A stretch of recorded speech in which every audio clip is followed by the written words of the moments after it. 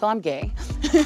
I think that when I started doing immigrant rights work, I identified as straight, but I think being around other people who were unapologetically queer and were saying, I'm undocumented, unafraid, but I'm also queer and unashamed, it made me like really think about, oh, well, am I that? And so like, yeah, and I really was queer, and I think allowing myself to like be comfortable with who I was, that's been really exciting for me to figure out about myself too.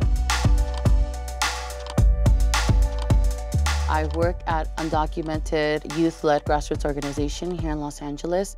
Some of the programs that I specifically work on is the End Trans Detention campaign and stopping people's deportations.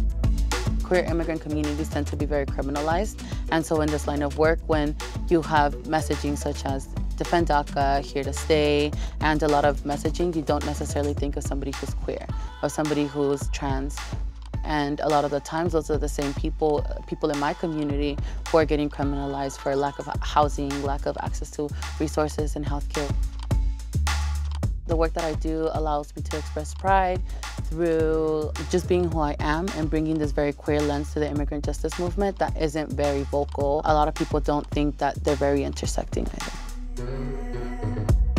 Coming out as undocumented provides a very particular lens that you have to look through. Getting to know different parts of yourself that would otherwise be suppressed because of the society. It tells you, shut that down. In that journey to figure out who we are, we also like end up figuring out who a different part of us are, right? And accepting of our identity, of our gay, lesbian, bisexual, queer identities too.